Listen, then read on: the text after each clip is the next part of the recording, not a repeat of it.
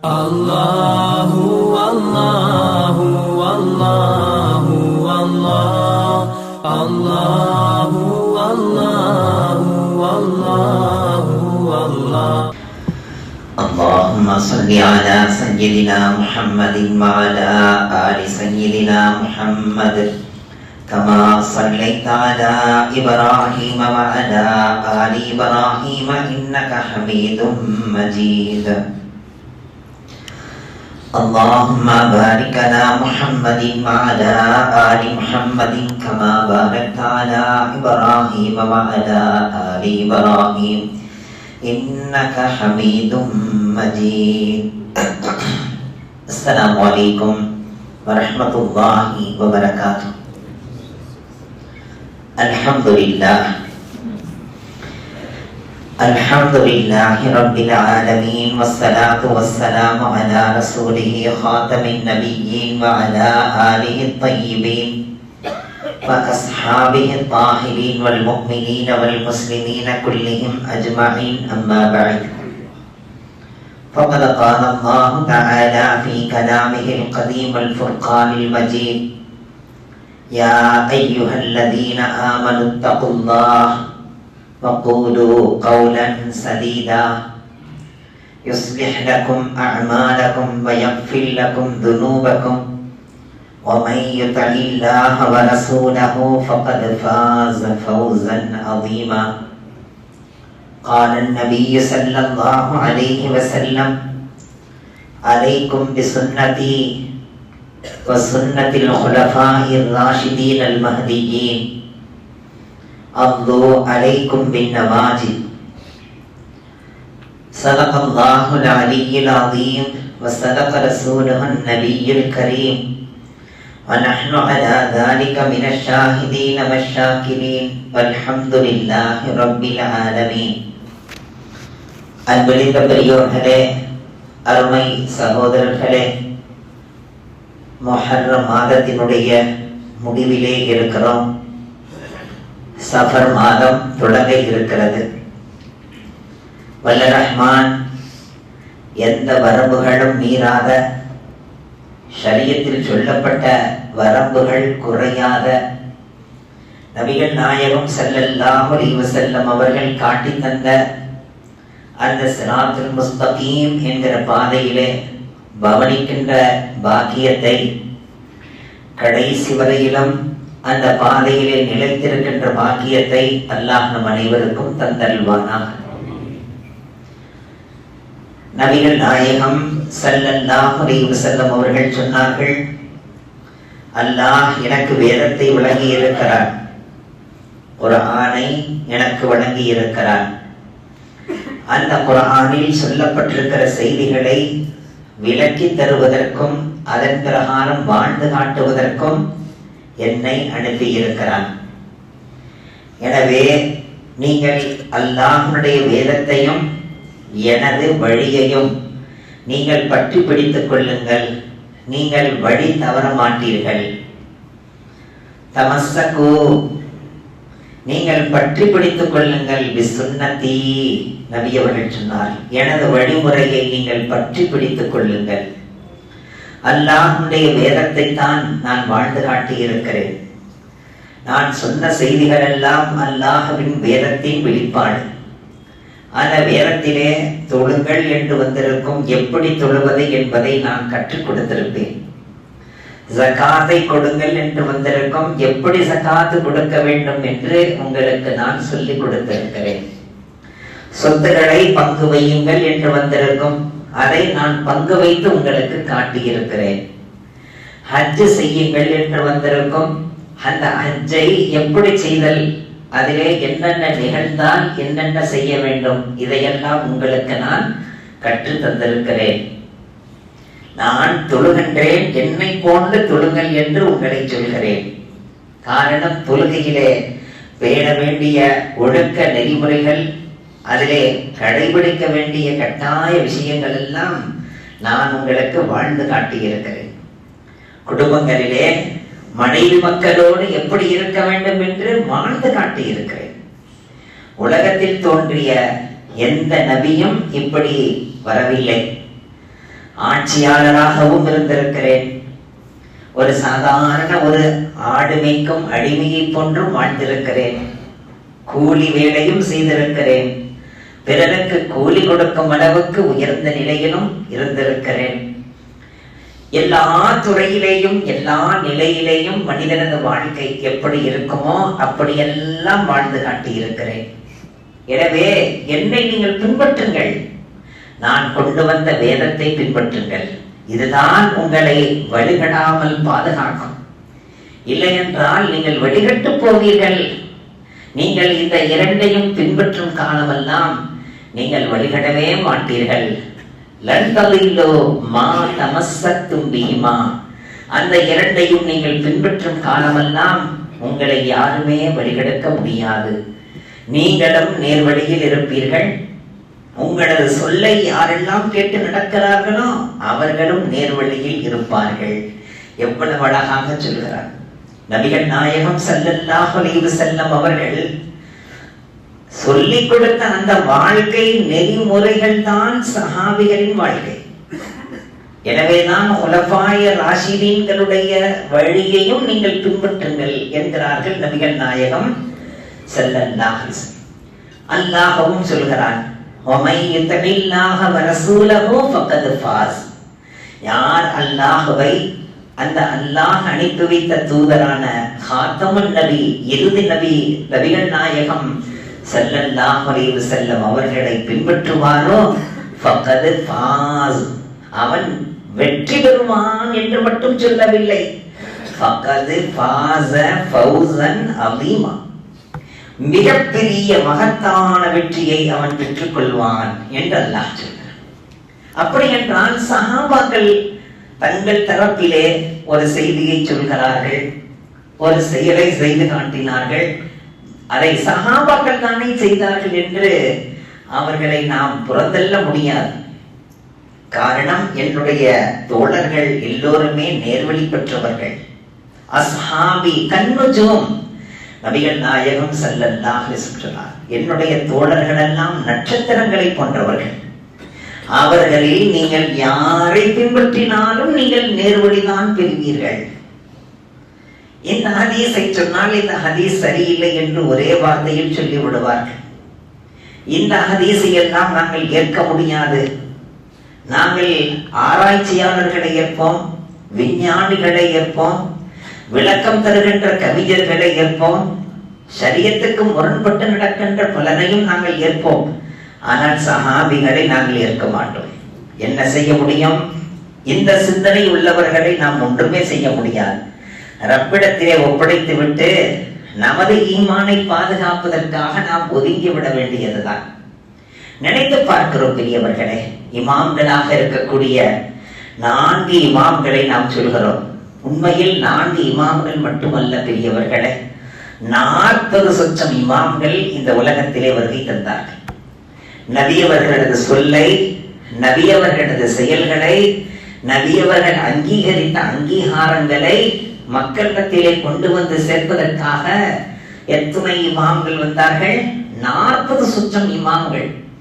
ஏன் இன்றும் கூட தங்களை இமாம்கள் என்று நாங்களும் நபியவர்களது சொல்லை, நபியவர்களது செயல்களை, நபியவர்கள் வாழ்ந்து காட்டியதை, அங்கீகரித்ததை நாங்கள் 4 இமாம்கள் சொல்லாத விதத்திலே நாங்கள் சொல்ல வந்திருக்கிறோம் என்று எத்தனையோ இமாம்கள் அவர்கள் தங்களை இமாம்கள் என்று சொல்லவில்லையே தவிர அதைத்தான் அவர்கள் செய்கிறார்கள். காரணம், அவர்களை பன்னூற்றுக்கணக்கான, பல்லாயிரக்கணக்கான, பல லட்சக்கணக்கான நபர்கள் பின்பற்றி நடக்கிறார்கள் என்றால் அவர்களுக்கு அவர் இமாம் தானே.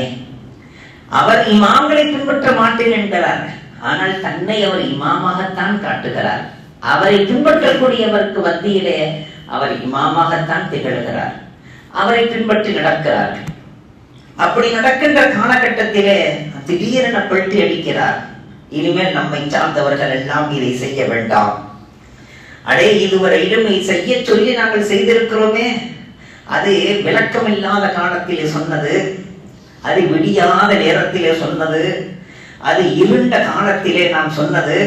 இப்பொழுதுதான் நமக்கு வெளிச்சமே வந்திருக்கிறது, இப்பொழுதுதான் நமக்கு தெளிவே வந்திருக்கிறது என்று ஷரியத்திலே ஏகப்பட்ட விஷயங்களிலே வெல்ட்டி அடித்து மாறி இப்பொழுது அதை மாற்றம் செய்யுங்கள் என்று சொல்லுகிற அளவுக்கு. ஆனால் இமாம்கள் நிலை அப்படியெல்லாம் இல்லை. 40 சுற்றம் இமாம்கள் வந்தார்கள். அதிலே 4 இமாம்கள் போதித்த போதனைகள் தான் இன்று வரையிலும் நிலைத்திருக்கிறது. எனவே இந்த 4 இமாம்களையும் நபி என்றோ, இந்த 4 இமாம்களையும் நாங்கள் இறுதி நபியோ அல்லது இதற்கு அடுத்து வருகின்ற நபி என்றால் நாம் நம்பி இருக்கிறோம். காத்தமுன் நபி, சர்தாரே தோ ஜஹான், சையீதுஸ் ஸகலைன், இமாமுல் கிப்லத்தைன், அவர்களைத்தான் நாம் இறுதி நபியாக நாம் ஏற்றிருக்கிறோம்.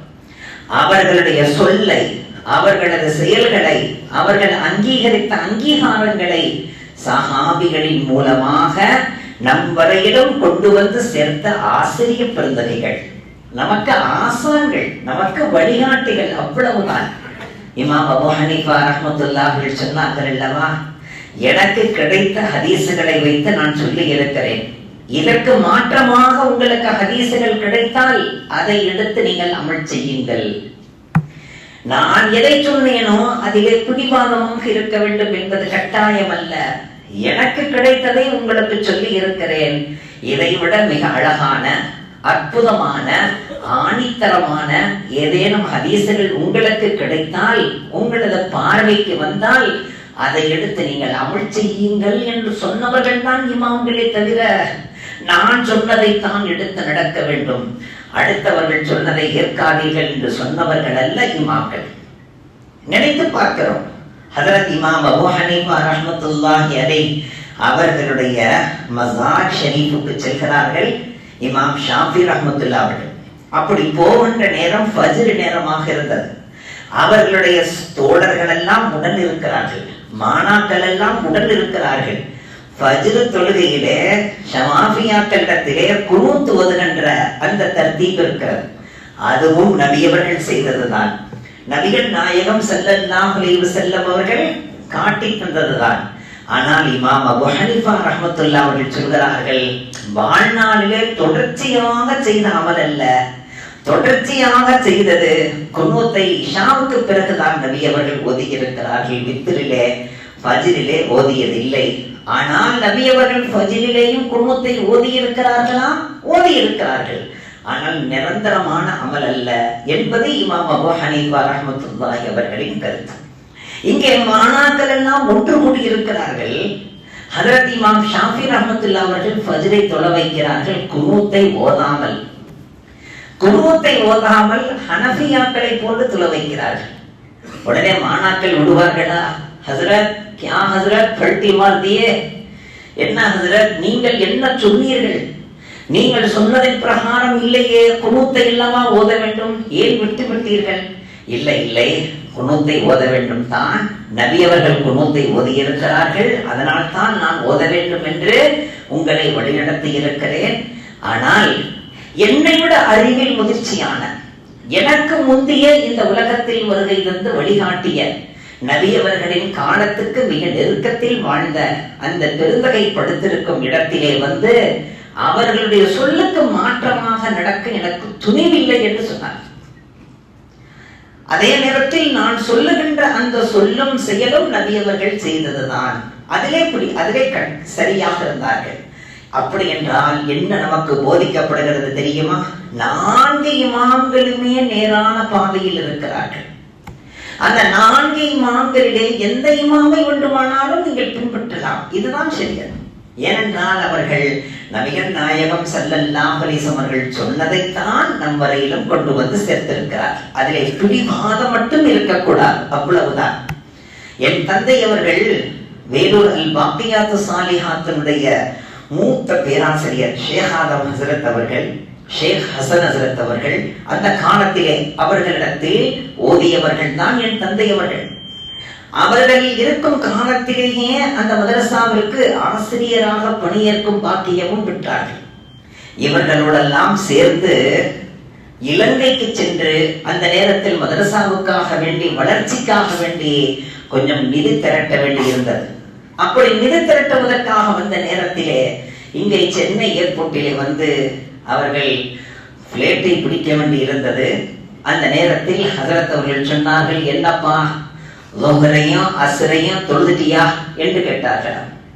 என் தந்தை அவர்கள் சொன்னார்களாம், லொஹரை மட்டும் தொழுதிருக்கிறேன், நாம் அநேகமாக 1 மணி நேரத்தில் சென்று விடுவோம், அங்கே சென்று நான் அசரை தொழுது கொள்வேன் என்றார்களாம். உடனே ஷேக் ஹசன் ஹஜ்ரத் அவர்கள் சொன்னார்களாம், நீ ஹனபியாக இருக்கிறாய், அஹ்னாஃபுடைய அந்த சட்டத்திலே பிடிவாதமாக இருப்பாய், பிடிவாதமாக இருந்து கொள், உன்னை என்ன செய்ய முடியும் என்று சொன்னார்களா. சொல்லிவிட்டு சொன்னார்களா, அப்பா நாங்க அசரையும் லொஹரையும் சேர்த்து தொழுதுட்டோம்பா, நாங்க ஜம்மு செஞ்சாச்சு. யார் சொன்னது?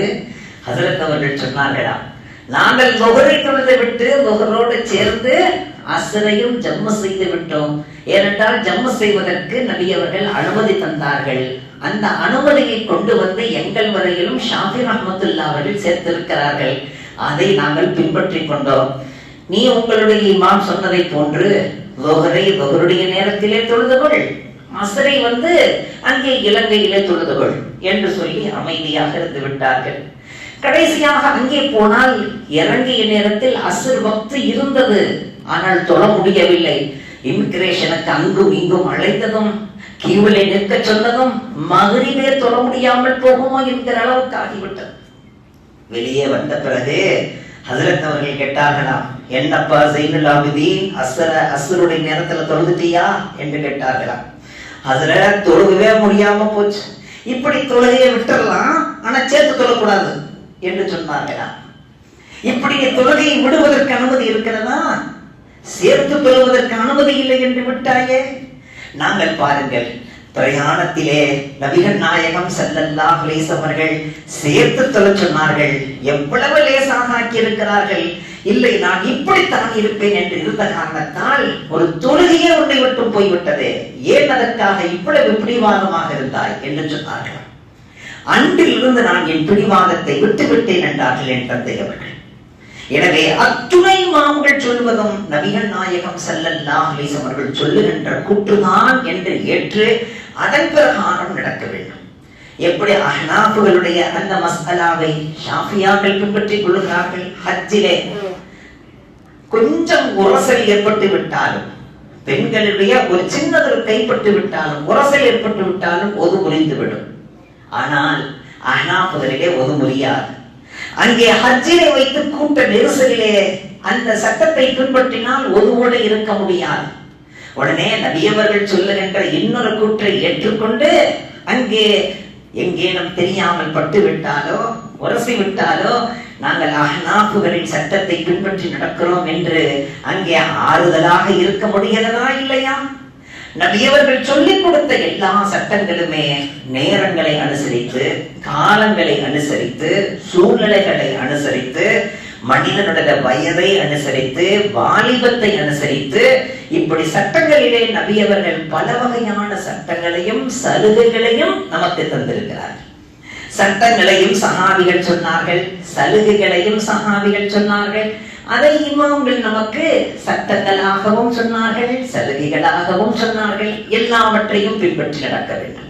காரணம் அனைத்துமே யாருடைய சொல்கள்? நபியவர்களது சொல்கள், நபியவர்களது செயல்கள், நபியவர்கள் அங்கீகரித்த அங்கீகாரங்கள். இதை நாம் மனதில் கொள்ள வேண்டும். இப்பொழுது நபியவர்கள் சொல்கிறார்கள் அல்லவா, அலைக்கும் பி சுன்னதி, எனது சுன்னத்துகளை நீங்கள் பின்பற்றி நடங்கள். வ சுன்னத்தில் ஹுலஃபாயிர் ராஷிதீனல் மஹ்தியீன், நேர்வழி பெற்ற, நேர்வழி காட்டக்கூடிய என்னுடைய ஹலீஃபாக்களாகிய 4 ஹலீஃபாக்களை நீங்கள் பின்பற்றி நடங்கள். 4 ஹலீஃபாக்கள் மட்டுமல்ல, அதற்கடுத்த ஹஜ்ரத் ஹசன் ரலியல்லாஹு தஆலா அவர்களின் 6 மாத காலம் ஹிலாஃபத்தில் தான் சேர்க்கப்படும். எனவே அதையும் சேர்த்து ஹிலாஃபத்தை நாம் எடுக்க வேண்டும். என்னுடைய ஹலீஃபாக்களுடைய பாதைகளை நீங்கள் பின்பற்றி நடங்கள் என்று சொன்னதோடு மட்டுமல்லாமல் அவர்களது பாதைகளை, அவர்கள் காட்டிக் கொடுக்கின்ற அந்த வழிமுறைகளை உங்களது கடமாய் பல்லிலே கடித்துக் கொள்ளுங்கள்.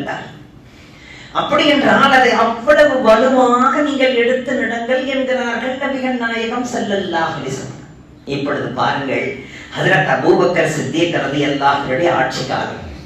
அப்பொழுது ஒரு பிரிவினர், இல்லை இல்லை நாங்கள் ஜகாத்தை தர மாட்டோம், ஏனென்றால் ஜகாத்தை கொடுங்கள் என்று அல்லாஹ் சொல்லி இருப்பது நபியவர்களின் மௌஜூதியுமே. நபியவர்கள் இருக்கும் காலத்திலே, நபியவர்களது ஹால ஹயாத்திலே அல்லாஹ் கடமையாக்கி இருந்தான். எனவே இப்பொழுது நபியவர்கள் இல்லை, நபியவர்கள் மறைந்து விட்டார்கள், எனவே நாங்கள் ஜக்காத்தை தரமாட்டோம் என்று ஒரு கூட்டம் சொன்னார்கள். உடனே ஹஜ்ரத் அபூபக்கர் சித்திக் ரலியல்லாஹு அன்ஹு சொன்னார்கள், நீங்கள் தர வேண்டிய ஜக்காத்து தொகையிலே ஒரு ஒட்டகத்தினுடைய மூக்கணாங்கயிறு, அந்த கயிறை தர வேண்டி இருக்குமானால் அதை நீங்கள் தராமல் போனாலும் உங்களிடத்தில் சண்டையிட்டு நான் அதை பெறுவேன் என்றார்கள். ஏனென்றால் நீங்கள் ஜகாத்தை மறுக்கிறீர்கள் என்றால் காபிர்களாக ஆகிவிடுவீர்கள் என்று சொன்னபோது ஹஜ்ரத் உமர் ரலியல்லாஹு அன்ஹு பக்கத்தில் வந்து கேட்டார்கள், இந்த சட்டத்தை எங்கிருந்து நீங்கள் எடுத்தீர்கள்? நபி அவர்கள் சொன்னார்களா? நீங்கள் இந்த சட்டத்தை நீங்கள் வலுவாக எடுத்து நடந்தால் இங்கே பிளவுகள் ஏற்பட்டு பல குரூப்புகளாக ஆகிவிடுவார்களே. நீங்கள் பிரிவினையை நீங்கள் ஏற்கிறீர்களா? பிரிவினையை உண்டாக்க நினைக்கிறீர்களா என்று கேட்டபோது உடனே ஹஜ்ரத் அபூபக்கர் சித்திக் ரலியல்லாஹு அன்ஹு கேட்டார்கள், உமரே, அஜப்பாரன் ஃபில் ஜாஹிலியா வ கஹாரன், அஜப்பாரன் ஃபில் ஜாஹிலியா வ கப்பாரன் ஃபில் இஸ்லாம். என்ன, நீங்கள் ஜாஹிலியாக்களின் காலத்திலே நீங்கள் ஈமானை ஏற்பதற்கு முன்னால் வீரராக இருந்துவிட்டு இஸ்லாத்தை ஏற்றுக்கொண்ட பிறகு கோழையாக ஆகிவிட்டீரோ? யார் கேட்டது? ஹஜ்ரத் அபூபக்கர் சித்திக் ரலியல்லாஹு அன்ஹு கேட்கிறார். கேட்டுவிட்டு சொன்னார்கள், உமரே கேட்டுக்கொள்ளுங்கள், குர்ஆனிலே எங்காவது ஒரு இடத்திலே அல்லாஹ் தொழுகையை மட்டும் சொல்கிறானா? எங்காவது இடத்திலே தொழுகையை மட்டும் சொல்கிறானா? சொல்லுங்கள். வஅகீமுஸ் ஸலாம் வஆத்துஸ் ஸகாத், வஅகீமுஸ் ஸலாம் வஆத்துஸ் ஸகாத். தொழுகையை நிலைநாட்டுங்கள், ஜகாத்தை கொடுத்து விடுங்கள், இரண்டையும் ஒன்றாக சேர்த்து தான் சொல்கிறான். எனவே ஒருவன் தொழுகையை மறுத்தால் அவன் எப்படி காஃபிராவானோ அதே போன்ற ஜகாத்தையும் மறுத்தால் அவன் காஃபிராகி விடுவான். எனவே நான் விட மாட்டேன் என்று சொன்னபோது ஹஜ்ரத் உமர் ரலியல்லாஹு அன்ஹு சொன்னார்கள், அபூபக்கரே, எனக்கு புரியாமல் இருந்தேன், நான் வெளிகட்டு போயிருப்பேன், எனக்கு இந்த விளக்கத்தை நீங்கள் தந்திருக்காவிட்டால். எவ்வளவு அழகான விளக்கம் உங்களுக்கு விளக்கத்தில் இருக்கிறது, எனக்கு அது விளங்காமல் போய்விட்டதே, நீங்கள் சொல்லுவதை நான் ஏற்கிறேன் என்றார்கள் ஹஜ்ரத் உமர் ரலியல்லாஹு. இப்பொழுது இந்த விளக்கத்தை எங்கிருந்து பெற்றார்கள்? குர்ஆனிலிருந்து, நபியவர்களின் வழிமுறையிலிருந்து பெற்றார்கள்.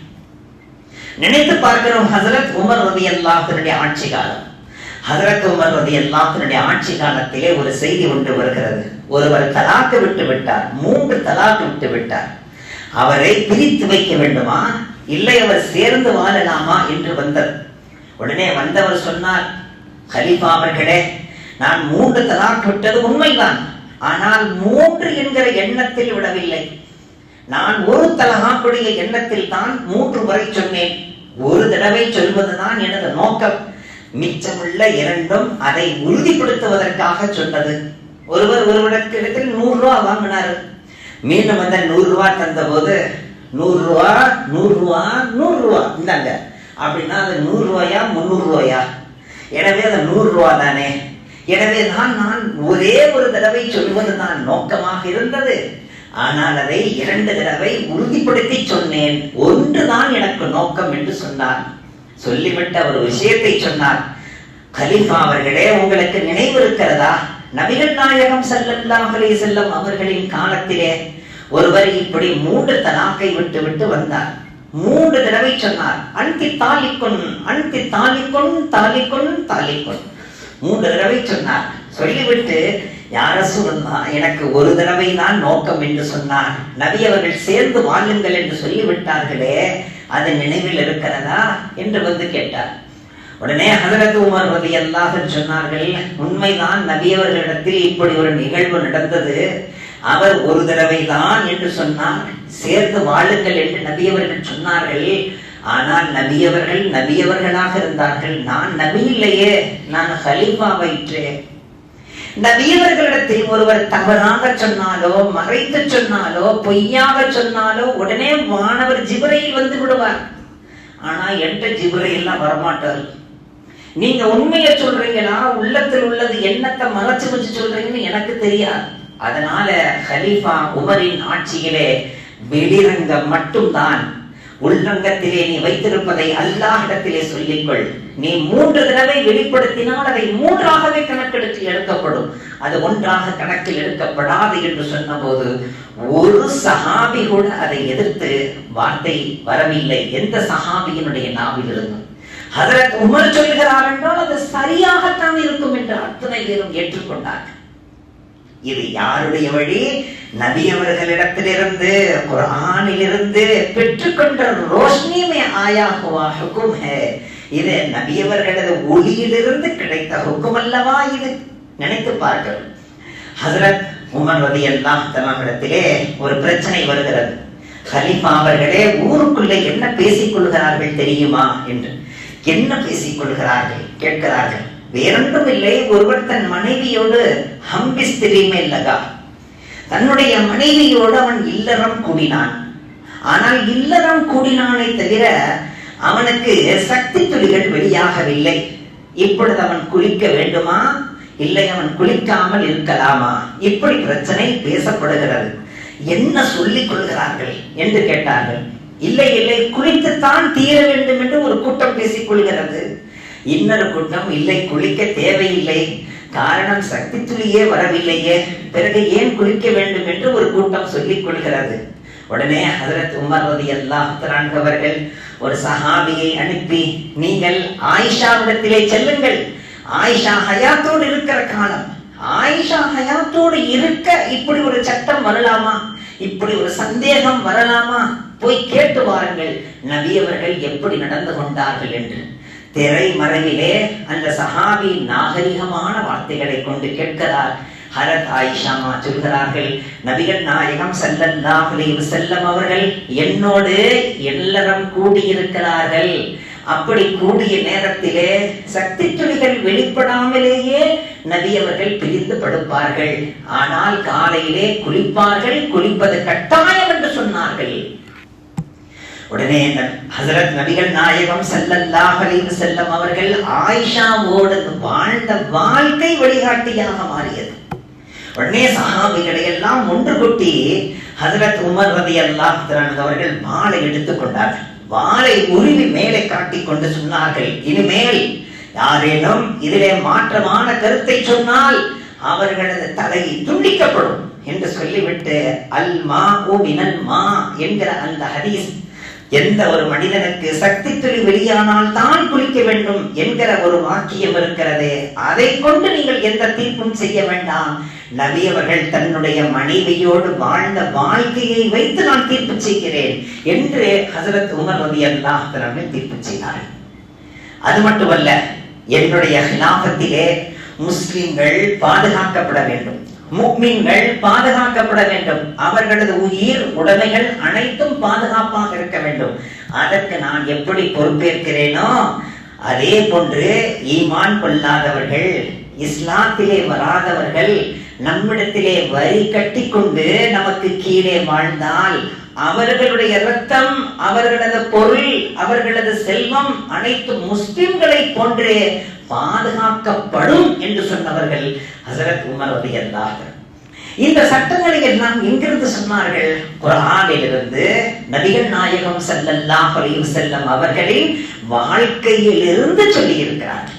அப்படி என்றால் இது யாருடைய வழி? அல்லாஹ்வுடைய வழி, ரசூலுடைய வழிதானே, அதிலே எந்த சந்தேகமும் இல்லையே. ஹஜ்ரத் உஸ்மான் ரலியல்லாஹு தஆலா அவர்களுடைய ஆட்சி காலம், அவர்களது ஹிலாஃபத் என்ன செய்தார்கள் தெரியுமா? வெளியில் இருந்து ஒரு பாங்கை சொல்ல வேண்டும் என்று ஒரு பாங்கை அறிமுகப்படுத்தினார்கள் வெள்ளிக்கிழமை தினத்திலே. நாம் வெள்ளிக்கிழமை தினத்திலே இமாமுக்கு முன்பாக மெம்பருக்கு முன்னால் சொல்கிறோமே, அந்த பாங்கு மட்டும் தான் இருந்தது. ஹஜ்ரத் நபிகள் நாயகம் ஸல்லல்லாஹு அலைஹி வஸல்லம் அவர்களின் காலத்திலே வெளியில் ஒரு பாங்கு சொல்லும் வழக்கம் இல்லை. ஆனால் ஹஜ்ரத் உஸ்மான் ரலியல்லாஹு தஆலா அவர்கள் அதை உண்டாக்கினார்கள். அந்த நேரத்தில் சஹாபிகள் எல்லாம் பேசிக் கொண்டார்கள், என்னது நபி அவர்கள் செய்யாத ஒன்றை இவர் செய்கிறாரே என்று. உடனே ஹஜ்ரத் உஸ்மான் ரலியல்லாஹு தஆலா சொன்னார்கள், நான் ஒன்றும் புதிதாக ஒன்றும் செய்யவில்லை, நான் அந்த பாங்கை எதற்காக ஆக்கினேன் தெரியுமா? அந்த நேரத்திலே இருந்த சஹாபிகளின் தொகை மிகவும் குறைவு, வீடுகள் மிக குறைவு. ஆனால் இன்று வீடுகள் அதிகமாகிவிட்டன, முஸ்லிம்களின் மஹல்லாக்கள் அதிகமாகிவிட்டது. உள்ளே பாங்கு சொல்லப்பட்டால் அந்த பாங்கு யாருக்கும் போய் சேருவதில்லை. எனவே ஜும்ஆவிலே மக்கள் கூடுவது மிகவும் குறைவாக இருக்கிறது. அவர்களுக்கு பாங்கு சத்தம் போய் சேராத காரணத்தால் அவர்களுக்கு விழிப்புணர்வு இல்லாமல் இருக்கிறது. எனவே வெளியில் ஒரு பாங்கை சொன்னால் ஜும்ஆவுக்கு நேரமாகிவிட்டது என்று எல்லோரும் அவசரமாக வருவார்கள் அல்லவா? அதற்காகத்தான் இந்த பாங்கை அறிமுகப்படுத்துகிறேன். ஆனால் நபி அவர்கள் சொன்ன பாங்கை எப்பொழுதும் போல உள்ளே இருக்கும். நான் ஏற்படுத்திய இந்த பாங்கை நீங்கள் அரை மணி நேரத்திற்கு முன்பாக வெளியில் வச்சு சொல்ல வேண்டும் என்கிறதை ஹஜ்ரத் உஸ்மான் ரலியல்லாஹு அன்ஹு உருவாக்கினார்கள். இன்று வரையிலும் அது கபூலியத்தாக இருக்கிறது என்றால் நினைத்து பாருங்கள். இன்று அப்படி உள்ளே பாங்கு சொல்லப்படும், அந்த உள்ளே பாங்கு சொல்லப்படுவது மட்டுமே இருந்து வெளியில் பாங்கு சொல்லப்படுவது இல்லாமல் இருந்தால் என்ன ஆகும் என்று நினைத்து பாருங்கள். உள்ளே பாங்கு சொல்லப்படுவது யாருக்காவது போய் சேருமா? எவருக்காவது அது விழிப்புணர்வை ஏற்படுத்துமா? வெளியில் பாங்கு சொல்லப்படுகிற நேரத்தில் அக்கம் பக்கத்தில் உள்ளவர்கள் எல்லாம் பாங்கு சொல்லியாச்சு, ஜும்ஆவில் பாங்கு சொல்லியாச்சு என்று அந்த பாங்கை அனுசரித்துத்தானே வருகின்றோம். இந்த வழியை, இந்த நெறியை, இந்த முறையை நமக்கு அறிமுகப்படுத்தி காட்டியவர்கள் யார்? ஹஜ்ரத் உஸ்மான் ரலியல்லாஹு அன்ஹு. மஸ்ஜிதை மிக அழகாக கட்டினார்கள், மஸ்ஜிதை விரிவாக ஆக்கினார்கள், மஸ்ஜிதினுடைய தூண்களுக்கெல்லாம் தங்க முலாம் பூசினார்கள், மிக மிக அழகாக நேர்த்தியாக ஆக்கினார்கள். சஹாபாக்கள் எல்லாம் விமர்சனம் செய்தார்கள். அன்றும் கூட விட்டுவிடவில்லை. சஹாபாக்கள் விடுவார்களா? நபியவர்களின் காலத்தை பார்த்தவர்கள், இது என்ன செய்கிறீர்கள் நீங்கள்? ஹிலாஃபத் உங்களது கையில் கிடைத்தால் எதை வேண்டுமானாலும் செய்வதா என்று கேட்டபோது, இல்லை இல்லை, நபியவர்களின் காலத்திலே சஹாபிகளின் நிலை எப்படி இருந்தது, நபியவர்களின் காலத்திலே நமது வருவாய் எப்படி இருந்தது, நம்முடைய செல்வ நிலை என்ன நிலையில் இருந்தது, அதற்கு தக்கத்தான் மஸ்ஜித் நபவியும் இருந்தது. ஆனால் இப்பொழுது மஸ்ஜித் நபவி மட்டும் ஓலைக்கிடுகாகவே இருக்க வேண்டும், உங்களது வீடுகள் மட்டும் உயர்ந்து நிற்க வேண்டுமா? இது என்ன நியாயம்? இது உங்களது வீட்டில் இல்லாத சௌகரியம் பள்ளியில் இருக்க வேண்டும், உங்களது வீட்டில் இல்லாத சந்தோஷம் பள்ளியிலே இருக்க வேண்டும், உங்களது வீட்டில் கிடைக்காத நிம்மதி பள்ளியிலே கிடைக்க வேண்டும். அப்படி பள்ளியை நான் ஆக்குவேன், அதை நீங்கள் விமர்சித்தாலும் பரவாயில்லை என்று அழகாக அமைத்தவர்கள் ஹஜ்ரத் உஸ்மான் ரலியல்லாஹு அன்ஹு. இப்படி ஒவ்வொரு கலீஃபாக்களும் தங்களது காலத்திலே மிக அழகான நடைமுறைகளை ஏற்படுத்தினார்கள். குர்ஆனை 7 முறையாக ஓதலாம், அப்படித்தான் இறங்கியது.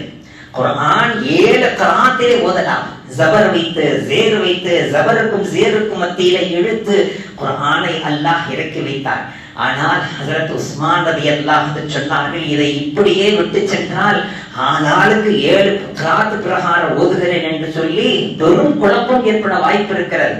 7 கராத்தில் இறங்கியதற்கு காரணம் அந்தந்த ஊர்க்காரர்களுக்கு அந்த கராத் ஓகே.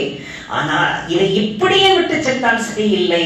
ஹஜ்ரத் ஜிப்ரீல் நபியவர்களிடத்தில் முதல் கராத் என்று ஓதி காட்டிய கராத் இதென்றால் அது குறைஷி லாங்குவேஜிலே இருந்தது, குறைஷினுடைய அந்த ஸ்லாங்கிலே இருந்தது. எனவே குறைஷிகளுடைய ஸ்லாங்கிலே இறங்கி அந்த குர்ஆனை நான் ஒன்று திரட்டி மக்களுக்கு தந்து செல்கிறேன் என்று சென்றார்கள். அந்த குர்ஆன், அந்த கராத் தான் இன்று வரையிலும் நம்மிடத்திலே இருக்கிறது. ஆங்காங்கே எங்கோ பனு தமீம் கராத்திலே ஓதுவார்கள், ஆங்காங்கே சில கராத்துகள் இருக்கும். ஆனால் தொழுகையிலே ஓதுகிற நேரத்தில் எல்லோரும் பின்னால் இருக்கிற போது உலக மக்கள் எல்லாம் வந்து அங்கே சேருகின்ற ஹரமிலே ஓதுகின்ற கராத் எல்லாமே கராத்தே குறைஷ். அந்த குறைஷினுடைய கராத்தை அழகான முறையில் ஒன்றுபடுத்தி ஒன்று சேகரம் செய்து தந்த பெருமை ஹஜ்ரத் உஸ்மான் ரலியல்லாஹு அன்ஹு. ஹஜ்ரத் அலி ரலியல்லாஹு அன்ஹு மட்டும் சொல்லி முடிக்கிறேன். ஹஜ்ரத் அலி ரலியல்லாஹு அன்ஹுடைய ஹிலாஃபத்திலே சஹாபிகளுக்கு மத்தியில் கொஞ்சம் புரிதல் பிரச்சனை ஏற்பட்டது. மனிதர்கள் என்கிற வகையிலே புரிதலிலே பிரச்சனை ஏற்படத்தான் செய்யும். எவ்வளவுதான் அண்ணன் தம்பிகள் பாசமாக இருந்தாலும் கொஞ்சம் புரிதலிலே பிரச்சனை வருவதில்லையா? அக்கால் தங்கைகளுக்கு மத்தியிலே புரிதலிலே பிரச்சனை வருவதில்லையா? பெற்றெடுத்த பிள்ளைகளுக்கும் தாய் தந்தைகளுக்கு மத்தியிலே கொஞ்சம் புரிதலிலே பிரச்சனை வருவதில்லையா? அதற்காக வேண்டி அவர்கள் வெறுப்புக்குரியவர்கள் அல்ல, விமர்சனத்துக்குரியவர்கள் அல்ல என்பதை நாம் மனதில் கொள்ள வேண்டும். அந்த நேரத்தில் சஹாபிகளுக்கு மத்தியிலே கொஞ்சம் சண்டையும் கூட நடந்தது. அப்படி நடந்த நேரத்தில் எதிரிகள் விட்டு சென்ற பொருட்கள் எல்லாம் யாருக்கு சொந்தம் என்றால் வெற்றி கொண்டவருக்கு சொந்தம் என்பது ஷரியத். எதிரிகள் விட்டு செல்லுகின்ற பொருள்களுக்கு பெயர் என்ன? கனீமத் என்று பெயர். அந்த கனீமத்துக்கு யார் சொந்தக்காரர்கள்? யார் வெற்றி கொண்டார்களோ அவர்கள். ஆனால் இங்கே சஹாபிகளுக்கு மத்தியிலே கருத்து வேறுபாடு ஏற்பட்டு, அந்த கருத்து வேறுபாடு ஏற்பட்டவர்களிலே ஒரு பிரிவினர் வெற்றி கொண்ட நேரத்தில் மறு பிரிவினர் விட்டு சென்ற பொருட்களை எல்லாம் எல்லாவற்றையும் ஒன்று சேர்க்கப்பட்டது. உடனே ஹஸரத் அலி ரலியல்லாஹு அன்ஹு சொன்னார்கள், விட்டு சென்ற அந்த பொருட்களுக்கு பெயர் கனீமத் அல்ல, இவர்கள் எதிரிகளாக இருந்தால் தான் கனீமத். எப்பொழுது அவர்கள் எதிரிகளே அல்லவோ நம்மோடு உள்ளவர்கள், ஏதோ கருத்து பரிமாற்றம், ஏதோ கருத்திலே விளக்கம் குறைதல், அதிலே ஏற்பட்டதுதான். எனவே அவர்கள் விட்டு சென்ற பொருட்களை தொடக்கூடாது, யாரும் அதை எவரும் சொந்தம் கொண்டாடக்கூடாது. அந்த பொருட்களை அவர்களிடத்திலேயே ஒப்படைத்து அவர்களை சங்கைப்படுத்த வேண்டும். காரணம், அவர்கள் நம் சகோதரர்கள். ஏதோ கருத்து பரிமாற்றம், அவர்கள் விளக்கத்தில் ஏற்பட்ட பிரச்சனையே தவிர அவர்கள் நம் விரோதிகள் அல்ல என்று சொன்னவர்கள் ஹஸரத் அலி ரலியல்லாஹு அன்ஹு. இப்படி ஹலீஃபாக்களுடைய வாழ்க்கை முழுக்க ஒரு சில உதாரணங்களை தான் உங்களுக்கு முன்னால் வைத்திருக்கிறேன். இது போன்ற நூற்றுக்கணக்கான உதாரணங்கள். எனவே நபியவர்கள் சொன்னதைத்தான் செய்தார்கள், நபியவர்கள் செய்ததைத்தான் செய்தார்கள், நபியவர்கள் அங்கீகரித்ததைத்தான் நம்மவரையிலும் கொண்டு வந்திருக்கிறார்கள். இதை நாம் மனதில் கொள்ள வேண்டும். எதற்காக இந்த செய்திகளை எல்லாம் சொன்னேன் என்றால், சமீப காலத்திலே நபியவர்கள் சொன்னதற்கு மாற்றமாக, நபியவர்கள் செய்து காட்டியதற்கு மாற்றமாக, நபியவர்கள் அங்கீகரித்ததற்கு மாற்றமாக வாழுகின்ற ஒரு பெருங்கொண்ட கூட்டம் வாழ்ந்து கொண்டிருக்கிறது. அவர்கள் எந்தெந்த வகையெல்லாம் நபியவர்கள் சொன்னதை மாற்றமாக செயல்படுகிறார்கள், என்னென்ன ஹுராஃபாத்துகளை எல்லாம் உள்ளே கொண்டு வந்து விட்டார்கள், என்னென்ன அனாச்சாரங்களையும் அட்டுழியங்களையும் உள்ளே கொண்டு வந்து அதை தீன் என்று சொல்லுகிறார்கள் என்பதை எல்லாம் வரக்கூடிய வாரத்திலே நினைவுபடுத்துவேன். திடீரென ஒருவர் முளைத்தார். அவர் தன்னை மஹதி என்று சொல்லிக் கொண்டு தெரிகிறார். ஒரு 10-15 நாட்களாக அதுதான் பிரச்சனையாக இருந்து கொண்டிருக்கிறது. சோழவரம் என்கிற இடத்திலே பள்ளியிலே இமாமாக இருந்தவர் திடீரென கனவு கண்டாராம். அந்த கனவிலே வந்து நீங்க தான் மஹதி என்று சொன்னார்களாம். உடனே தன்னை மஹதி என்று அறிமுகப்படுத்தி விட்டார். எவ்வளவு கொடுமை! ஒரு ஆலிமாக இருக்கிறார், மார்க்கம் அறிந்தவராக இருக்கிறார், மார்க்கம் அறிந்தவர்கள் சொல்கிறார்கள் என்பதற்காக சரி என்று ஆகிடாது, அல்லது பாக்கியாத்திலே பட்டம் பெற்றவர் என்பதற்காக சரி என்று ஆகிடாது. அவரிடத்திலிருந்து பாக்கியாத்திலே பெற்ற பட்டத்தை கூட அவரிடத்திலிருந்து வாங்கி இருக்கிறார்கள். இனிமேல் பாக்கவி என்று நீ சொல்லக்கூடாது என்று உறுதிமொழி வாங்கி இருக்கிறார்கள். ஏனென்றால் அவரது சொல்லிலிருந்து அவர் வெளியே வரவில்லை, தன்னை மஹதி என்கிற எண்ணத்திலேயே இருக்கிறார். அப்படி என்றால் மஹதி என்று சொல்லக்கூடியவர்கள் இன்று உருவாகி விட்டார்கள், தன்னை நபி என்று சொல்லக்கூடியவர்கள் உருவாகி இருக்கிறார்கள். இப்பொழுது நாம் தெரிந்து கொள்ள வேண்டிய செய்தி என்ன? மஹதி என்றால் யார்? அவர் எப்பொழுது வருவார்? அவரை பற்றி நபியவர்கள் சொன்ன செய்திகள் என்ன? அந்த செய்திகளுக்கு இவர்கள் உட்பட்டு இருக்கிறார்களா? நபியவர்கள் சொன்ன அந்த அடையாளங்கள் இவர்களிடத்தில் இருக்கிறதா? இவர்களை நம்பலாமா, இவர்களை நம்பக்கூடாதா? இந்த தெளிவுகள் நமக்கு இருந்தால் தான் வழிகடாமல் இருக்க முடியும். எனவே வரக்கூடிய வாரத்திலே இன்ஷா அல்லாஹ் அதை நினைவுபடுத்துவேன். வல்ல ரஹ்மான் சொன்னதை கொண்டும் கேட்டதை கொண்டும் அமல் செய்யும் பாக்கியத்தை வல்ல ரஹ்மான் நம் அனைவருக்கும் தந்தருள்வானாக. அஸ்ஸலாமு அலைக்கும் வரஹ்மத்துல்லாஹி வபரகாத்துஹு.